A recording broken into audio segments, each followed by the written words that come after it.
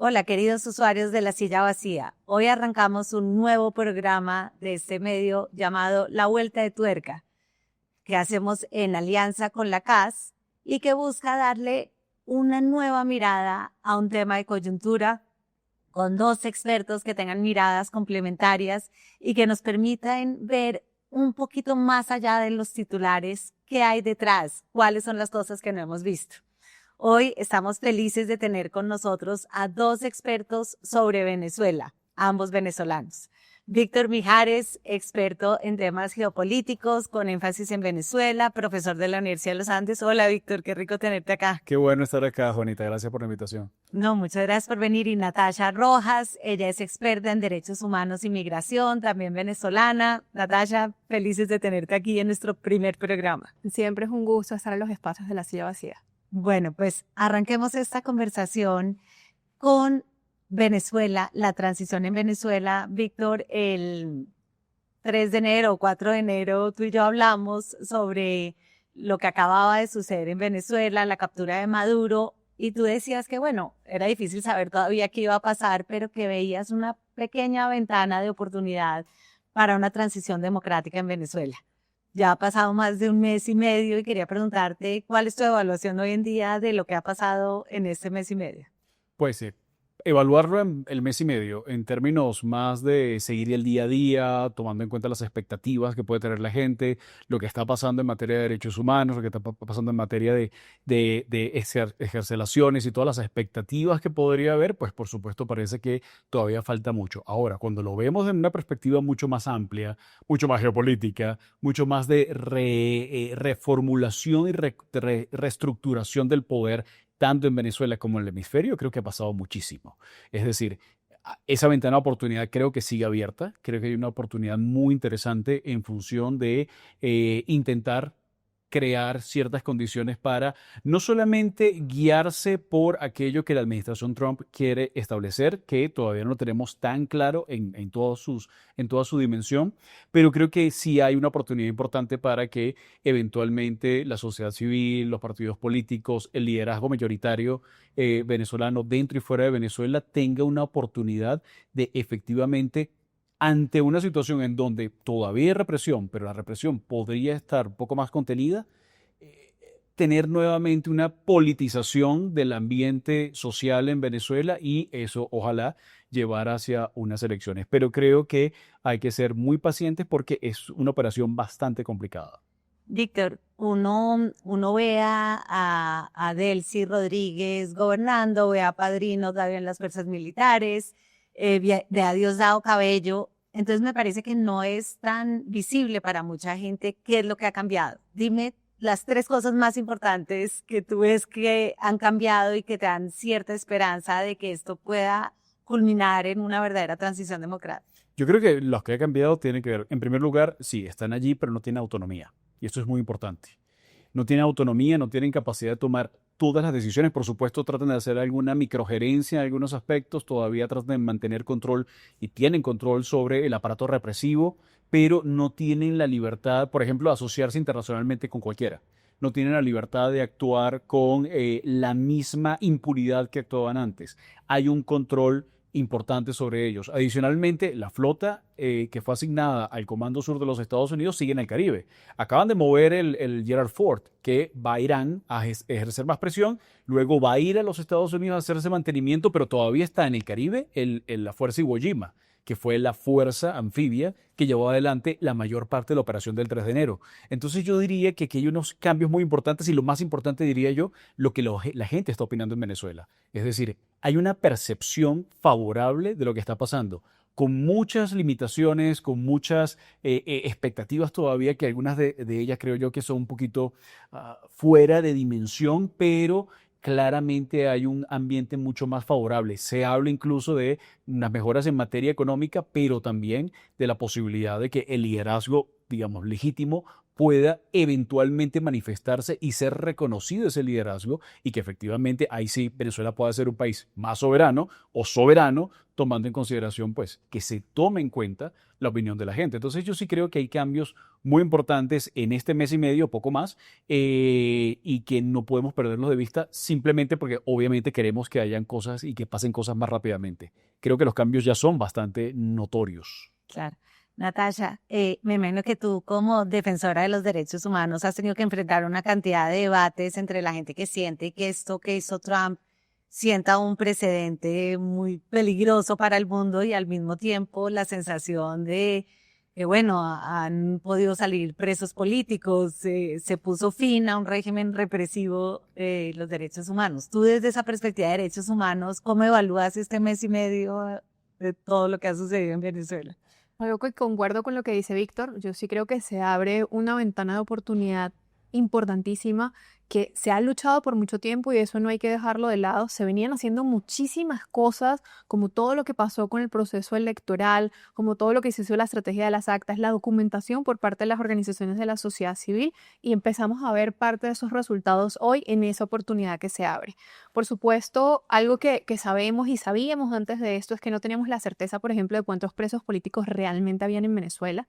La gente tenía un temor profundo por denunciar. Y eso ha sido uno de los cambios que vemos en este mes y medio. Las familias empiezan a denunciar, empiezan a tener un poco más de valentía y sostenimiento entre las organizaciones.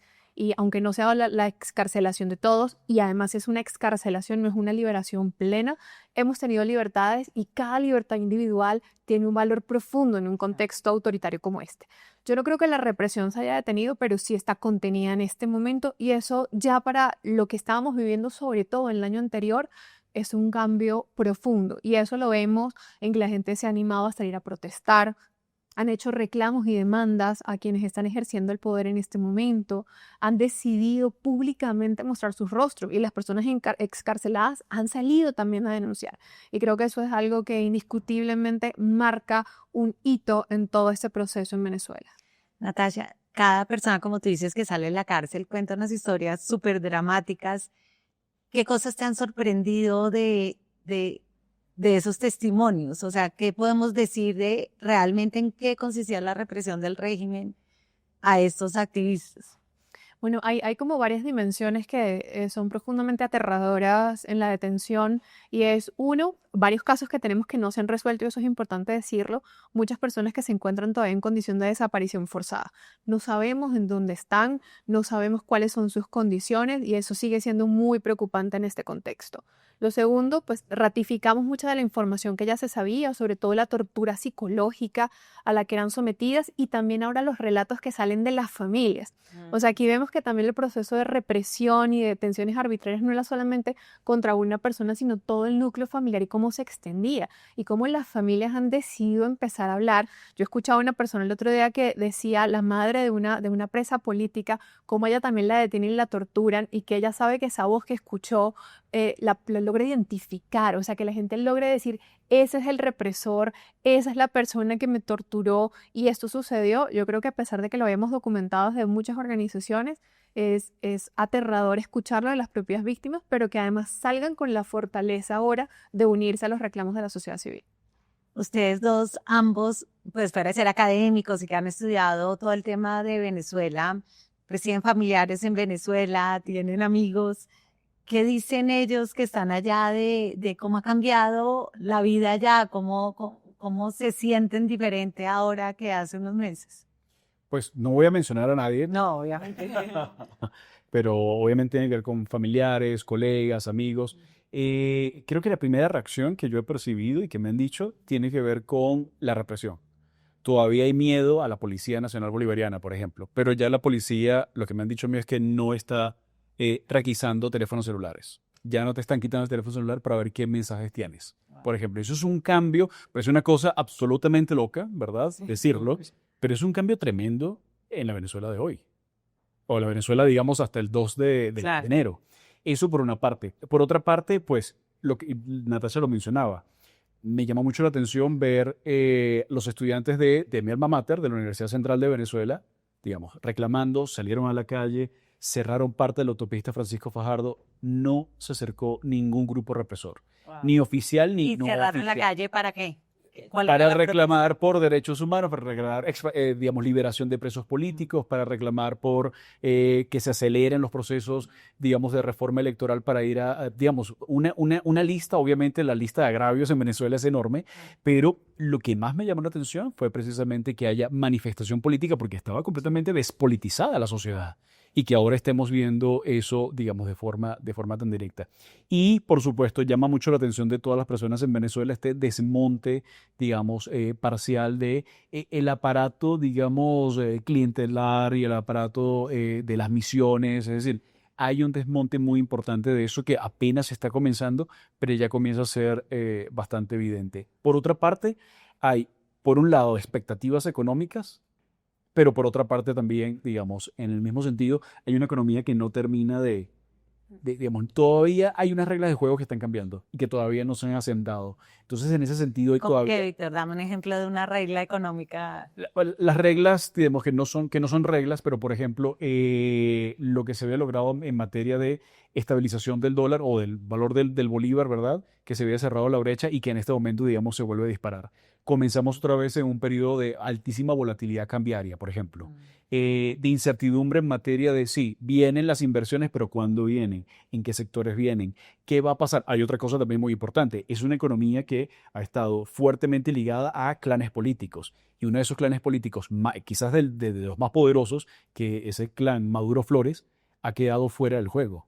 Ese clan y ese ecosistema económico ilegal, legal, paralegal, se está, digamos, asentando en la nueva realidad y no sabemos en qué dirección se está moviendo. Entonces digamos, una serie de expectativas positivas con respecto a la economía, pero en el día a día, pues claramente la incertidumbre golpea nuevamente el bolsillo de las personas. Natasha, esa noticia que salió esta semana del cierre de varias misiones y de varias organizaciones de la sociedad civil, pero que servían como de control del régimen, ¿qué impacto tiene eso? Porque me parece que muchos de los que nos ven no saben muy bien cómo es que funcionaba como toda esa estructura social de control. Bueno, lo primero es que, o sea, no se hace como un cierre realmente como este sistema de misiones que mantiene el control social y la espera como un control social de la población, sino unas áreas específicas y unos programas específicos que eran estratégicos, que además dependían de un área específica del Ejecutivo Nacional. O sea, pareciera que empiezan a podar un poco aquellas áreas que tal vez se salen de su control, que a propósito de lo que decía Víctor, hay unas zonas mucho más alejadas de Caracas que están viviendo todo esto de manera muy distinta, que parece estar independizando un poco en este panorama. Pero la realidad de la gente es que en el día a día, en la compra de los productos, en la inflación, en la moneda, todavía se están viendo muy afectados y si hay mucho temor también, o sea, la gente no sabe muy bien cómo reaccionar frente a recortes de ese Estado que igual ya no estaba pudiendo dar como esas garantías y todo ese andamiaje y ese clientelismo que había anteriormente. O sea, yo creo que muchas de esas misiones también venían en decadencia porque el Estado ya no tenía la capacidad de responder. Entonces me preocupa mucho que también en todo este desmonte que se está dando de muchas cosas, sea una manera de borrar registros, de borrar memoria, de recoger algo que necesitamos en este momento. Entonces es un escenario muy complejo, porque pareciera desde afuera leerse como un desmonte de todo el régimen que se ha construido durante más de 2 décadas, pero creo que es mucho más complejo que ese titular que se está viendo a propósito como de la introducción de este espacio. Ya. Víctor, cuando Trump capturó a Maduro, él no habló de vengo a defender la democracia, él habló vengo por el petróleo. Tú eres experto en esa geopolítica del petróleo, ese petróleo iba casi todo para Rusia. En términos del petróleo, ¿qué está pasando y eso qué implicaciones geopolíticas tiene? A ver, el petróleo iba mayormente a China a través no a de Rusia. una Ok. flota fantasma, mayoritariamente rusa, que pasaba y se lavaba, era petróleo sancionado, en refinerías de India. Entonces ya estábamos, y eso es una parte importante del petróleo, otra parte que pudo haber sido cerca de una cuarta parte iba directamente a los Estados Unidos a través de, en algunos momentos, de licencias a la empresa Chevron, que es la empresa, pues, que en este momento es la que va a sacar mayor provecho de la nueva situación. Normalmente las empresas petroleras no están tan preocupadas por derechos humanos, democracia. Es decir, veamos dónde operan las empresas petroleras. Operan normalmente en ambientes autoritarios o en ambientes pues, autocráticos o conflictivos. Es decir, son empresas que se acostumbraron a trabajar en un negocio de alto riesgo y lo entienden perfectamente. Ahora bien, creo que si bien hay un interés muy marcado por parte de Trump y por parte de la administración Trump y por parte de un sector importante de los Estados Unidos en asegurar esa energía, esto también tiene que ver con negar accesos. Digamos, geopolíticamente hablando, lo que estamos viendo en el caso de la doctrina Monroe, corolario Trump, es el control de los recursos naturales de América Latina, pero principalmente que no tengan acceso directo potencias que sean rivales o adversarios de los Estados Unidos. O sea, China. China en primer lugar. En segundo lugar, pues Rusia, Irán y otras fuerzas, digamos, no americanas. Y aquí yo creo que hay un elemento central que tiene que ver con, pues, una pieza, digamos, angular en todo esto es Marco Rubio, su visión del mundo, cómo ha construido su carrera política, cuáles son sus bases electorales, cuál es su origen familiar. Y es por eso que, digamos, que este primer secretario de Estado hispanoamericano, pues, tiene un rol muy importante que juega allí. Y en materia de digamos, de control de estos recursos y de proyección de poder, creo que es muy, muy claro que esta doctrina pues tiene una orientación hacia negar esos accesos, tener control sobre esos recursos, pero allí tenemos que tomar en cuenta algo también muy particular de las Américas, y es cómo se va a legitimar eso. Es decir, esto no son las monarquías del Golfo. Esto no tiene ni siquiera, digamos, un liderazgo carismático que lo pueda legitimar. Entonces es allí donde yo veo la ventana de oportunidad. Trump puede no estar hablando de democracia, pero un elemento muy curioso fue el de la reunión de Trump con los petroleros, cuando le dijeron, no hay seguridad jurídica, no hay ningún tipo de garantías, y para dar seguridad jurídica y garantías necesitas legitimidad. Y esa legitimidad va a tener que venir sí o sí a través de un proceso electoral. Es por eso que yo creo que allí la cultura política de las Américas y las expectativas de los proyectos americanos, que son repúblicas liberales, va a ser, digamos, va a generar la presión necesaria para que la legitimidad en Venezuela es distinta a la legitimidad en Omán, en Qatar o en Nigeria, tiene que venir, digamos, a través de un proceso electoral. Y es allí donde yo creo que la ventana de oportunidad se hace más clara. Víctor, pero ese petróleo que iba para China, ¿ahora va a Estados Unidos o qué está pasando con ese petróleo? Curioso, ese petróleo que iba para China, va para China todavía. ¿Ah, No sí? todo, no todo, pero una parte sigue yendo a China, pero a través de canales regulares. ¿Qué significa eso? El petróleo está llegando sin descuento. ¿Y esa plata va para Estados Unidos o va para Esa plata Venezuela? está yendo a un fondo que administra Estados Unidos y allí hay que, digamos, decirlo muy claramente, no hay transparencia con respecto al manejo de esto, pero se supone que ese fondo está orientado a que Estados Unidos entregue ese dinero bajo ciertas condiciones, presupuestado fundamentalmente para aspectos, digamos, esenciales de funcionamiento del Estado y para atender a la población. En este momento no hay claridad con respecto a eso. De hecho, en el Congreso de los Estados Unidos esto ha sido también un debate.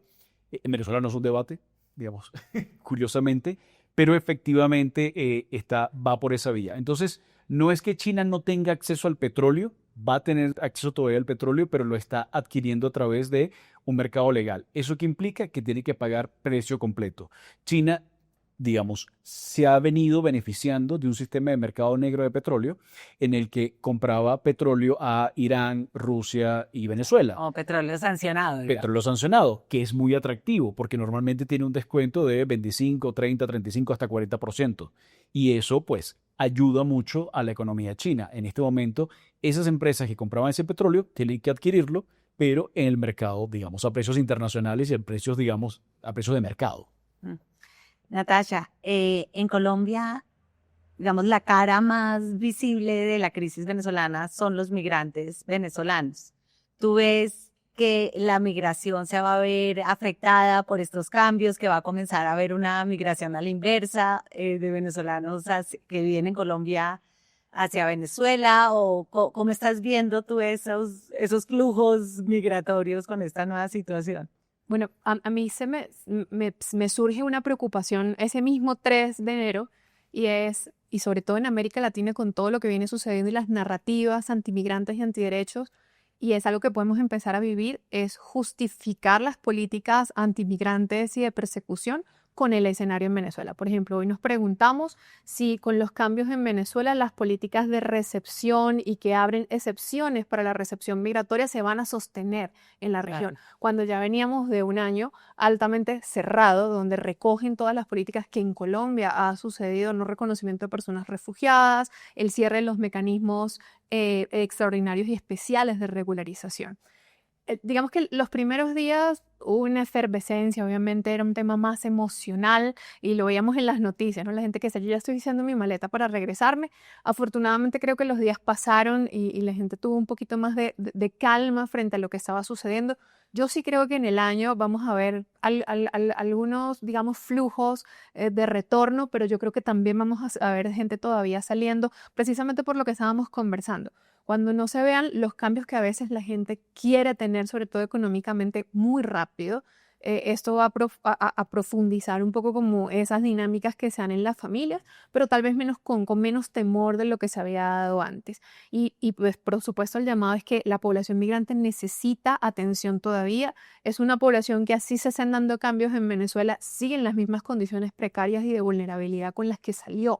Y esto es muy importante. Y algo que yo resaltaba ese mismo 3 de enero con algunas conversaciones es que en Venezuela desde Venezuela se venía produciendo también represión transnacional.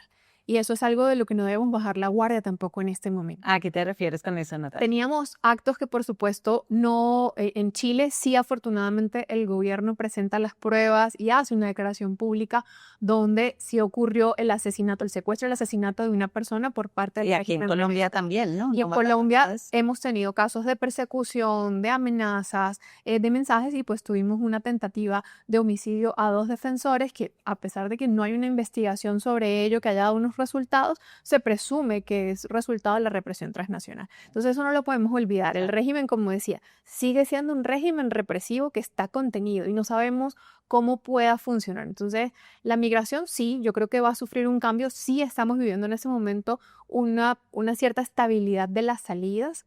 No tenemos ese flujo que dijo el gobierno colombiano que se iba a producir por un conflicto, porque conflicto, emergencia económica para atender. Algo que no habían hecho en el año anterior cuando sí se estaba dando después del 28 de julio, algo que veníamos solicitándole al gobierno colombiano. Eso no se dio y eso es completamente falso.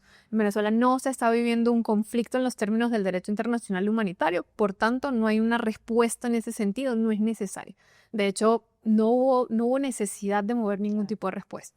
Pero la migración y estos más de 8 millones de personas siguen afuera, siguen en condiciones de vulnerabilidad. Esas condiciones no han cambiado y siguen enviando remesas a sus familias y siguen necesitando trabajar y acceder y siguen en las mismas condiciones de vulnerabilidad en este momento. Por eso muchas personas, ante medianamente una estabilización en Venezuela, están considerando regresar y yo creo que es algo que vamos a ver como un poco disperso durante el año. Más granadito. Víctor, el ELN siempre se había visto a sí mismo, se había presentado como la punta de lanza de defensa de la revolución bolivariana, ¿no? Era como parte de su identidad, de su credo.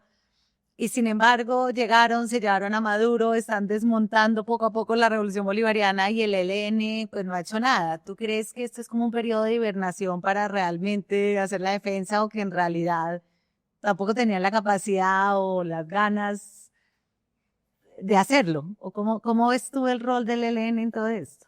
No, a ver, claramente se había convertido ya, y como muchas investigaciones académicas y periodísticas lo han señalado, o sea, se había convertido en una guerrilla binacional, por supuesto, pero su base sigue estando en Colombia, su base esencial sigue estando en Colombia, junto con otros, digamos, grupos que han cruzado la frontera y se han establecido, pero sobre todo con una mentalidad mucho más minera, mucho más de explotación de recursos naturales. El ELN, digamos, está documentado que tiene participación en el arco minero, por ejemplo, en lugares tan lejanos como la frontera del estado Bolívar con el Esequibo en Guyana. Entonces, no es su base natural, eso en primer lugar.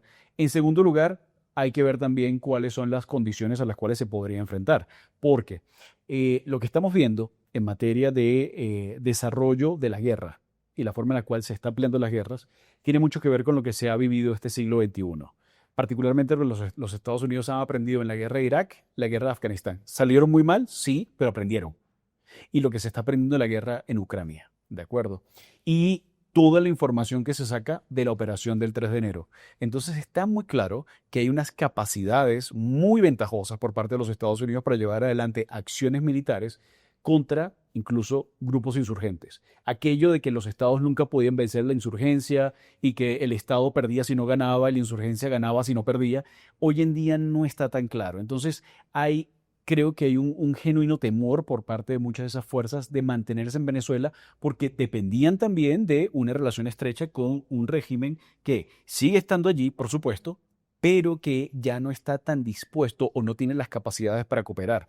Estamos dando por sentado de que efectivamente se mantiene ese equilibrio con esa especie de triunvirato entre Padrino, los Rodríguez y Diosdado, pero yo creo que eso es un equilibrio muy precario, muy precario, en donde hay, desde luego, digamos, mucho temor acerca de qué podría pasar y está la amenaza latente allí de esas fuerzas por parte de los Estados Unidos. Entonces, yo creo que ese tipo de fuerzas como el ELN y otro tipo de fuerzas, digamos, de crimen transnacional, no se deben sentir seguros en este momento en Venezuela porque, después de todo, dependía mucho de el manto de protección soberana que entregaba el aliado. Y en este momento el aliado no es confiable. O sea, que más que ser los grandes defensores de la revolución bolivariana, lo que son los protegidos. Básicamente vivían y habían convertido a Venezuela en una retaguardia estratégica, ¿no? Entonces, podían servir como parte del mecanismo disuasivo, porque Venezuela no solamente tenía una disuasión basada en los famosos baterías antiaéreas y los sistemas tierra-aire, ¿verdad?, que fueron destruidos o que no actuaron esa madrugada, porque ese es otro tema del cual se podría hablar mucho, sino también contaba con un poco la amenaza del caos. Es decir, si ustedes tocan al régimen, si ustedes tocan la revolución bolivariana, vamos a incendiar la pradera. O sea, América Latina va a convertirse en un Vietnam gigante. Claro. Y eso, pues, no está pasando. No está pasando. Entonces, claramente era parte de una defensa basada mucho más en una narrativa que en unas capacidades de combate reales. Y creo yo que, pues, están tratando de ver cómo sobreviven a todo esto, porque aquí todas estas fuerzas, los Rodríguez, Diosdado, Padrino, los colectivos, los bolichicos, el ELN, están tratando también de ganar tiempo, de ver qué puede pasar, porque ven que esto puede ser muy contundente, pero también, como todos estamos evaluando todo esto, también podría ser efímero, porque estamos también atados, en buena medida hasta el momento, a los vaivenes políticos de una sociedad altamente polarizada como los Estados Unidos. Entonces, creo que están evaluando también cuáles pueden ser los plazos y las posibilidades de sobrevivir a la administración Trump. Pero de momento creo que tienen mucho miedo de mantenerse en Venezuela. Natasha, ¿y los presos políticos colombianos en Venezuela fueron liberados, siguen presos? ¿Cuál es el estatus de eso y el gobierno colombiano qué ha hecho por ellos en este momento?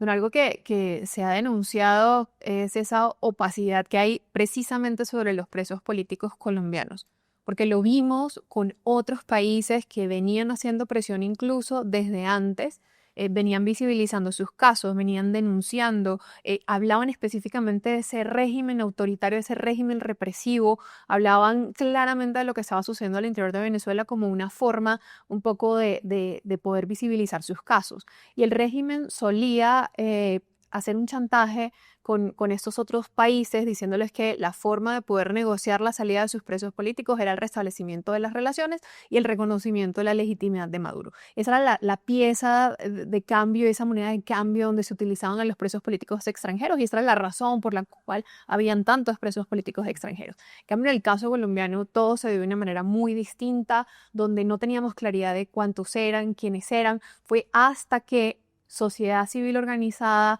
se conecta con las familias en Colombia y les dice, miren, ustedes pueden reclamar, ustedes pueden pedir. Un gran aliado dentro de ese proceso, debo decirlo, ha sido la Defensoría del Pueblo, ha sido la única que ha dicho, mira, aquí hay unos connacionales que están detenidos que no sabemos cómo están.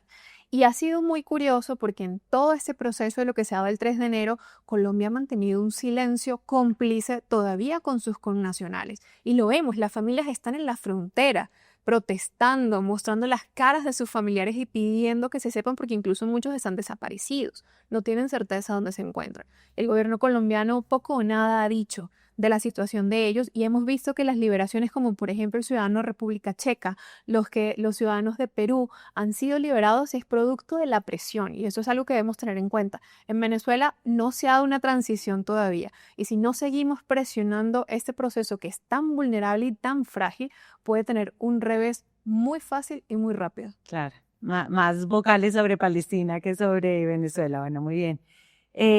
Yo quería traerlos un poco a Colombia. ¿Qué significa esto para Colombia? ¿No? Son un vecino tan importante. Víctor, ¿tú cómo lo ves? ¿Qué impacto político crees que tenga esto en Colombia? ¿Qué impacto económico? Para muchos empresarios siempre ha sido la idea de que se va a abrir un mercado gigantesco para la transición. ¿Cómo lo ves? A ver, podemos verlo de distintas dimensiones, ¿no? Tú mencionaste los empresarios y creo que hay un mercado muy interesante, sobre todo para la industria de alimentos colombiana, que siempre ha sido, pues, muy competitiva en comparación con la venezolana. Por supuesto, en la venezolana hay algunos monopolios que han sobrevivido, digamos, al propio chavismo, ¿no? Y han coexistido con él. Pero hay también, digamos, una oportunidad, creo yo, muy importante para el ingreso de esas fuerzas económicas que tienen, digamos, una capacidad industrial muy superior y sobre todo una Venezuela, pues, que ha perdido prácticamente 3/4 partes de su economía. Eso podría ser muy atractivo, pero también hay que pensar en lo siguiente: ¿de qué tamaño es ese mercado?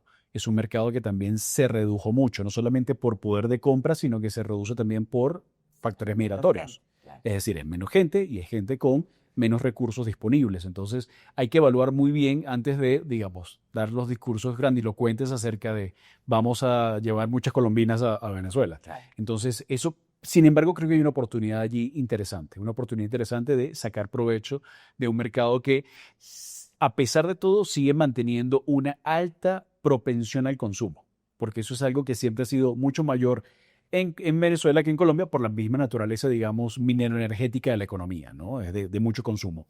Desde el punto de vista militar, desde el punto de vista de seguridad, defensa, creo que hay mucha cautela por parte no solamente de Colombia y las fuerzas militares colombianas, porque tienen sus propios asuntos internos, hay mucha desconfianza entre las Fuerzas Armadas de los dos países, desde luego, por tantos años, digamos, de verse como adversarios. Y adicionalmente, pareciera que no hay mucho interés por parte de los Estados Unidos que Colombia tenga un rol importante y más bien que se mantenga de su lado de la frontera. Entonces no veo a Colombia como un actor importante en materia de estabilización de la situación, digamos, en Venezuela, apenas quizás de su propio lado de la frontera. Pero con unas limitantes, digamos, muy, muy marcadas. Y ya, digamos, desde el punto de vista, digamos, político, desde el punto de vista ya de involucramiento con la transición, no lo veo tampoco tan viable, al menos este año. Esto es un año muy especial y muy agitado, como todos sabemos, para Colombia. Colombia está en pleno proceso electoral, coincide con un proceso de tímida e incierta transición en Venezuela, siempre los dos países, digamos, combinando de forma muy rara sus dinámicas políticas, sociales, económicas, y en ese sentido esta combinación es una combinación bastante rara, ¿no? Yo pensaba en algún momento que se podría revenezolanizar la campaña electoral, pero no veo los candidatos hablando del tema venezolano, y creo que tienen razones para no hablarlo. El tema es muy espinoso, es muy complejo, e incluso el propio gobierno colombiano que lo menciona trata de no digamos, de no ser tan vocal en lo que está pasando, porque en primer lugar nadie tiene control acerca de esto, más allá de lo que puede hacer el Departamento de Estado, la Casa Blanca y el Rodrigato en Caracas, y porque adicionalmente no hay una comprensión clara de hacia dónde va esto, sobre todo con un gobierno como el de Petro, que va de salida, que tiene intereses, pues, mucho más centrados incluso en la propia figura del presidente, porque está en la lista Clinton, porque tiene, digamos, una serie de prioridades que son distintas a la diplomacia, ¿no? Entonces yo veo realmente a Colombia con algunas oportunidades, pero más impotente de lo que podríamos pensar que pudiese ser en esta situación y bastante marginada del juego. Natasha, ¿tú no ves a Petro jugando un rol en esa transición? Él salió de la reunión con Trump un poco ofreciéndose a servir de facilitador de ese proceso. ¿Cómo ves que hay un chance de que él juegue ese papel? No, la figura de Trump, de Petro, no la veo jugando, al menos en este escenario, Colombia pudiese ser en un escenario. Colombia siempre ha sido clave en todo el proceso, y no solamente lo digo en el caso Colombia-Venezuela, lo digo en todos los procesos de transición que se han vivido en el mundo. Los vecinos más cercanos tienen una posición importantísima en el proceso. No hay manera de ser ni neutral ni apartarse del proceso, y mucho menos en una relación con lo que es Colombia y Venezuela. Pero por supuesto, o sea, yo no veo la posibilidad de Petro dentro de este juego. Y es que también Petro tiene muy poca confiabilidad en la misma población venezolana. O sea, todo el mundo sabe las posiciones que ha tenido frente al régimen, específicamente frente a Maduro, en su momento frente a Chávez, su posición frente a la migración venezolana, cómo deslegitimó buena parte del sufrimiento y la violación de derechos humanos en Venezuela. Entonces no creo que tenga la capacidad ni siquiera para poder hacer pronunciamientos que tengan algo de eco en el contexto venezolano. Pero sí creo que más adelante, cuando la situación tenga un poco más de claridad, como dice Víctor, que podamos tener un poco más de ruta sobre cuáles son las vías, Colombia sí va a tener un papel protagónico que va a depender muchísimo de quien esté gobernando en Venezuela, cómo se van a dar esas dinámicas. Porque lamentablemente el eco de lo que se hace aquí en Venezuela, en Colombia sobre Venezuela, ha sido muy poco y ha sido muy vago. Se ha invisibilizado el tema de violación de derechos humanos. Con el riesgo de ser repetitiva, el tema de migración desapareció de la agenda. O sea, yo Sí. estoy impresionada. Es como la migración no solamente parece haber frenado, sino que la población migrante desapareció de la noche a la mañana. Nadie está hablando de las necesidades de la población migrante. Y eso es algo que es difícil, pero sí necesitamos poner en la agenda electoral en Colombia, porque pues, Colombia sigue siendo el país con la mayor comunidad venezolana en este momento. Claro. Bueno, para ir terminando, Víctor, no quiero terminar este programa sin hablar de las elecciones que pues son la especialidad de la silla vacía. Y te quiero hacer una pregunta que de pronto es demasiado difícil de contestar, pero muchos pensaban que en la relación, en la cita entre Trump y Petro, pues el tema de la candidatura de Iván Cepeda iba a estar sobre la mesa, y que para esa transición que quiere hacer Estados Unidos en Venezuela, tener a una figura como Iván Cepeda, que siempre ha abogado por una negociación con el ELN, que se manifestó solo una vez y de manera muy vaga sobre la violación de los derechos humanos en Venezuela, a pesar de ser de la Comisión Segunda del Senado, sería un poquito insostenible. Y mi pregunta para ti es y para los dos, si ven que eso realmente sería un obstáculo para Estados Unidos y que Estados Unidos haría algún tipo de presión para que no sea él el presidente si llegara a ser como el favorito de los colombianos, como por hoy parecen ser las encuestas. Bueno, digamos, en los Sí. Estados Unidos de Trump se están ya involucrados ya en procesos electorales, ¿no? Lo vimos en el caso de Honduras, claramente se manifestaron en función y en favor de un candidato contra otro. Entonces, sí hay un interés, por supuesto, de influir de distintas formas, a veces opinando sobre las elecciones, otras veces lanzando salvavidas financieros, como en el caso de Argentina, y otras veces haciendo operaciones militares especiales, como en el caso de Venezuela. Es decir, sí están haciendo una ingeniería política del continente. Y yo creo que Colombia no queda exenta de eso, pero creo que eso ya se hizo en esa reunión con Petro. Me llama mucho la atención cómo bajó el tono Trump. Pareciera que están leyendo que victimizar a Petro podría ser beneficioso para su causa política. Entonces, en lugar de seguir atacándolo, que además ya lo tienen bajo la lista Clinton, ya lo tienen bajo ciertas presiones, ¿verdad? Es dejarlo seguir con su propia inercia para tratar de, así, no convertirlo en un mártir, no convertir su causa en una causa, digamos, que no se convierta la campaña electoral colombiana en una competencia de discursos antiimperialistas. ¿De acuerdo? Es decir, Claro. que el antiimperialismo no pueda ser usado por Cepeda en este contexto, ya no puede ser usado por Cepeda en este contexto. Tratando, ahí sí, de crear condiciones para que, digamos, se pueda dar algún tipo de cambio político en donde el petrismo, el pacto histórico, como sea, pues, digamos, quede fuera del juego. Yo sí creo que se está haciendo ese trabajo, creo que sí hay ese interés, pero están nuevamente, para cada país, una fórmula distinta, para cada situación, un mecanismo, digamos, diferente. ¿Y tú ves que esa transición en Venezuela se puede hacer con un presidente como Iván Cepeda? No, yo lo veo difícil y sobre todo, digamos, como siendo un aliado real, y bueno, depende de lo que se esté buscando, ¿no? Y una cosa es lo que pueda estar buscando el gobierno colombiano sobre una estabilidad, además con las circunstancias actuales también le podría funcionar, pero tenemos una sociedad civil, unos partidos políticos que están presionando por un cambio real, una transición real, que como lo que se está buscando en ese momento, el fin es un proceso electoral lo más pronto que se pueda. Y ese escenario yo no lo veo tanto en los intereses de Cepeda, al menos en este momento. Y otro elemento clave que puede sonar muy lejano, pero Colombia es fundamental también en el proceso de reconstrucción y de memoria de Venezuela, porque aquí se ha construido buena parte de esa memoria de la represión. Y también tenemos mucho temor que, digamos que ante nuevas dinámicas que se puedan dar, ese proceso pueda ser mucho más complicado. Yo no estoy diciendo que sea un proceso imposible. Estados Unidos está sabiendo muy bien, como decía Víctor, poner sus reglas y encaminarlos a todos un poco hacia el propósito y lo que está buscando, pero sí creo que podría ser un obstáculo o algo que haga mucho más lento el proceso y que pueda tener espacios como menos visibles dentro del espacio. Y en Venezuela sí se conoce la figura de Cepeda, sí hay mucho temor por esa figura. Es decir, la sociedad venezolana sí trata de rastrear un poco mejor la región y entender quién es quién. Y sobre todo en un proceso como fue el año 2025, donde se fijaron muy bien quiénes eran los aliados del régimen y quiénes eran clave para su sostenimiento. Bueno, si tuvieran que ponerle un porcentaje de probabilidad, ¿qué porcentaje le pones a que María Corina sea presidente de Venezuela en el futuro? Wow, no sé, como 50 y 50 si hay un proceso electoral, pero no creo que sea en el proceso electoral más cercano que tengamos. ¿Y tú, Víctor?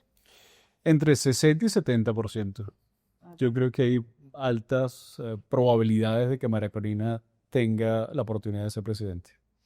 Bueno, pues muchísimas gracias por estar con nosotros en este nuevo programa de La Silla Vacía en alianza con la CAS.